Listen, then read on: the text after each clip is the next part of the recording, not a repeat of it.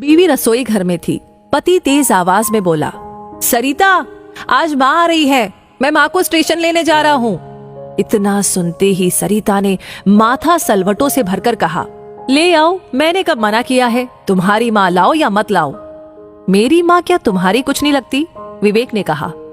विवेक सरिता की आंखों से उसके हृदय को पढ़ चुका था।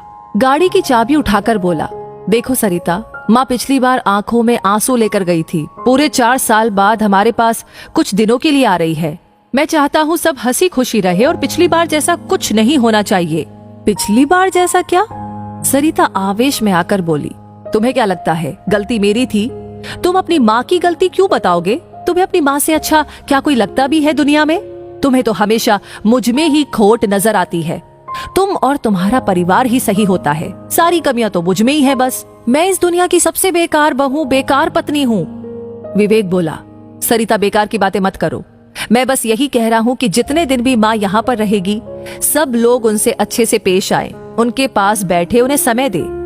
सरिता गुस्से से बोली, ठीक है स्वामी जी, मैं घर के सारे काम छोड़कर, बच्चों की छुट्टी करवाकर 24 घंटे तुम्हारी माँ के पास बैठती हूँ, ताकि तुम्हारी माँ को कोई शिकायत ना हो। तुम पागल हो क्या? विवेक ने कहा, जो मैं समझाना चाह रहा हूँ तुम समझना ही नहीं चाहती। सरिता फिर बोली, मैं सब समझ रही हूँ। तुम जो समझाना चाहते हो, पिछली बार भी तुमने सारा लेक्चर मुझे ही दिया था, अपनी माँ को कुछ नहीं कहा। तुम हमारी परवाह ही कब करते हो? मैं और मेरे बच्चे जाए भाड़ में, तुम्हें तो अपने परिवार वाले चाहिए। चाबी मेज पर फेंक कर विवेक गुस्से से बोला, तो ये सब मैं किसके लिए कर रहा हूँ? मेरी एक ही बहन है, उससे मिले हुए भी 2 साल हो जाते हैं। बाबूजी के जाने के बाद माँ गांव में अकेली रह गई, लेकिन मैं यहाँ पर नहीं ला सका ताकि तुम लोगों के जीवन में कोई डिस्टरबेंस ना हो।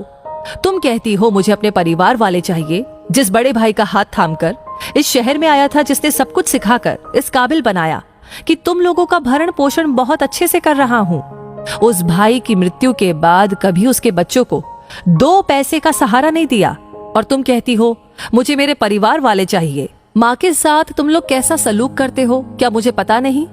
सरिता ताव में आकर बोली, हाँ हाँ बोलो, मैं भी तो सुनूं, कैसा सलूक करती हूँ मैं तुम्हारी माँ के साथ? तो सुनो। विवेक भी आज दिल की बात कहने के मूड में था। अछूतों जैसा व्यवहार, बच्चों को पास ना जाने देना, माँ को यहाँ आकर भी अपनी 2 रोटियां खुद ही बनानी पड़ती है, तो धिक्कार है ऐसी औलाद होने पर।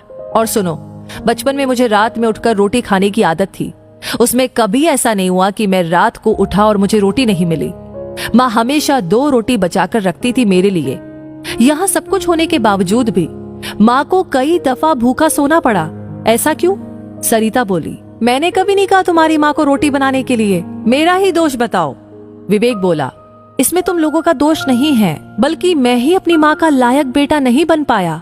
ये जो आज हमारे पास घर, गाड़ी, स्टेटस है, जिसकी तुम मालकिन बनी बैठी हो, ये उसी माँ के आशीर्वाद से है।